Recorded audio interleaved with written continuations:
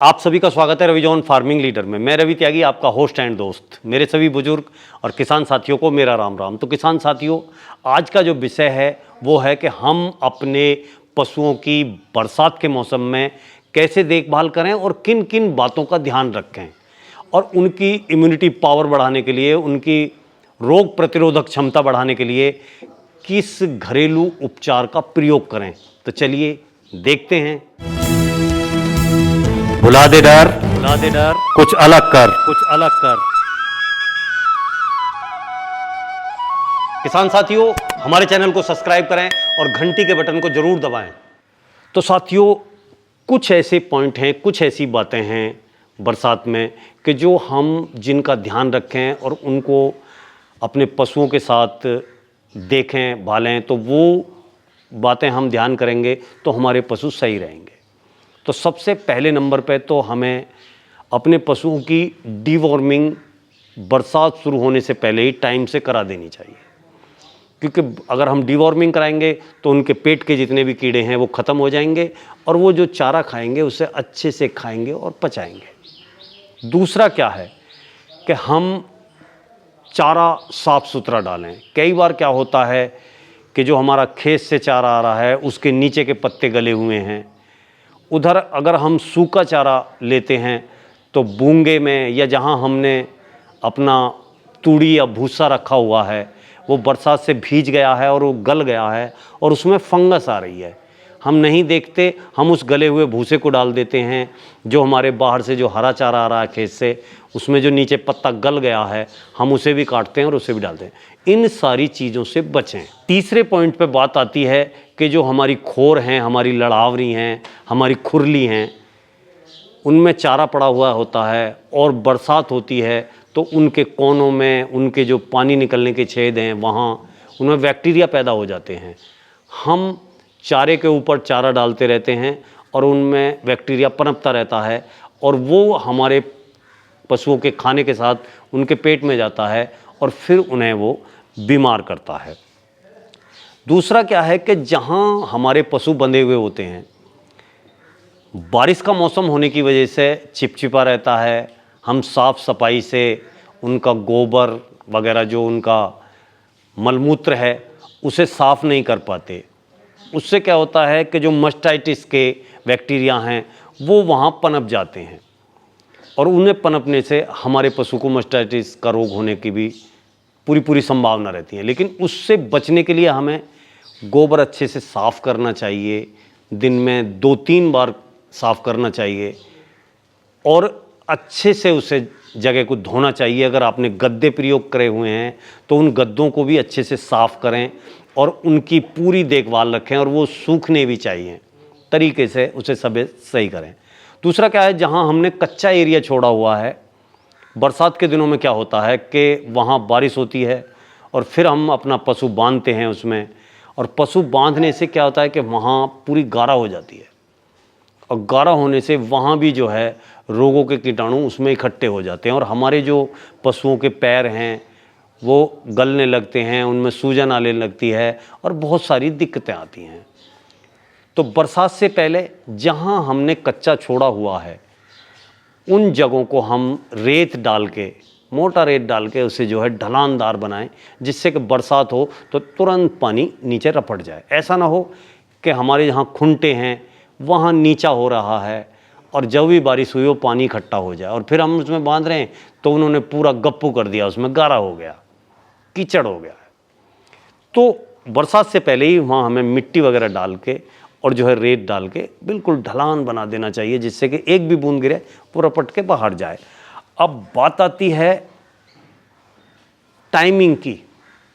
होता क्या है कि बरसात, बेमौसम बरसात भी होती हैं और कभी भी बरसात शुरू हो जाती है, तो उससे हमारे जो पशु की टाइमिंग है वो डिस्टर्ब हो जाती है।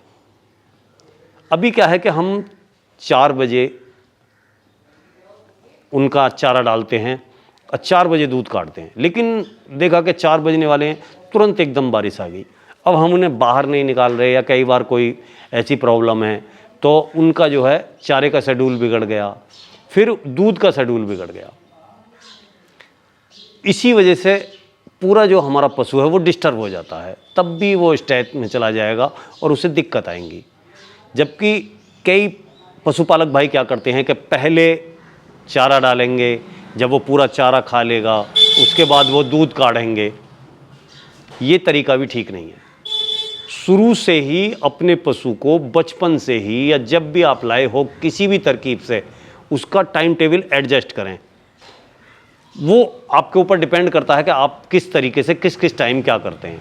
अगर हमने शाम को 4 बजे चारा खिलाना है, दूध काढ़ना है, तो हम सीधा 4 बजे एकदम चारा डालेंगे और चारा डालने के बाद में तुरंत ही दूध काढ़ेंगे। ये नहीं कि वो पूरा चारा खा ले जब उसके बाद दूध काढ़ेंगे। तो दूध निकालने के और चारा गिरने के टाइम टेबल का भी पूरा ध्यान रखना है। अब ये तो बात हो गई जो बेसिक बातें हैं, जो हम जिन्हें ध्यान करें और जिन्हें नोट करके उन्हें प्रयोग करें तो उनसे फ़ायदा होगा। अब बात आ जाती है कि उन्हें ऐसा क्या दें कि जिससे उनकी इम्यूनिटी पावर, रोग प्रतिरोधक क्षमता मजबूत हो जाए। तो सबसे पहले तो ये है कि अपना चाहे बछड़े बछड़ियाँ हों या हमारे दुधारू पशु हों या हमारे और मेहनतकश पशु हों, उन्हें हम रेगुलर मात्रा में मिनरल मिक्सचर दें। और एक और भी चीज़ है कि हम ये ध्यान रखें कि कुछ हम घर की जो घरेलू हमारी रसोई के अंदर वाली चीज़ें हैं उनका प्रयोग करके भी हम अपने पशुओं की रोग प्रतिरोधक क्षमता, इम्यूनिटी पावर बढ़ा सकते हैं। अभी आप देखेंगे कि मैंने यहाँ पे ये 4 चीज़ें ली हुई हैं। ये 4 चीज़ें हैं। इस बॉल में आप देख सकते हैं ये बड़ी इलायची है। जो बड़ी इलायची हमारे गरम मसाले में आती है वो हमने ली है। इसमें 10 ग्राम इलायची ली है। और ये आप भली भांति जानते हैं हल्दी जो है बहुत ही एंटीबायोटिक चीज़ है। ये हमने ली है 20 ग्राम। तो 20 ग्राम हल्दी लेंगे। और आप ये देखेंगे ये हमने ली है सौंफ, ये भी हमने 20 ग्राम ली है। दूसरा ये आप देख सकते हैं ये है काला नमक। ये काला नमक है, हाजमे के लिए और उसके लिए बहुत ही अच्छा माना जाता है। तो जो हमारी बड़ी इलायची है हम उसे तोड़ के उसके दाने निकाल लेंगे। दाने निकाल के उन्हें अच्छी तरह पीस लेंगे। हल्दी पिसी हुई होती है और सौंफ को भी हम अच्छे से पीस लेंगे। इन चारों चीज़ों को मिला के टाइम पर बरसात के मौसम में हम हफ्ते में एक बार अगर इसे मिश्रण को सारा मिला के देते हैं तो हमारा पशु अच्छे से खाना भी खाएगा, यानी कि चारा अच्छे से खाएगा और वो पूरी तरह स्वस्थ रहेगा और उसका हाजमा बहुत बढ़िया रहेगा और उससे रोगों से लड़ने की, क्योंकि सारी चीज़ हल्दी आप देख सकते हैं, हर आदमी जानता है कि ये बहुत ही अच्छी प्रॉपर्टी इसके अंदर होती हैं। इलायची भी ऐसी है, सौंफ भी ऐसी है और काला नमक भी ऐसा है। इन चारों चीज़ों का मिश्रण मिला के हम देते रहेंगे तो हमारा पशु बहुत ही अच्छा हष्ट पुष्ट रहेगा। उसकी दूध देने की क्षमता भी अच्छी, क्योंकि खाएगा अच्छा तो फिर दूध भी अच्छा देगा। तो साथियों, बरसात के मौसम में अपने प्यारे प्यारे पशुओं का बहुत ही अच्छे से ध्यान रखें और उनकी देखभाल करें। तो साथियों, ये वीडियो देखने के लिए आप सभी का बहुत बहुत धन्यवाद। मैं रवि त्यागी, रवि जॉन फार्मिंग लीडर से।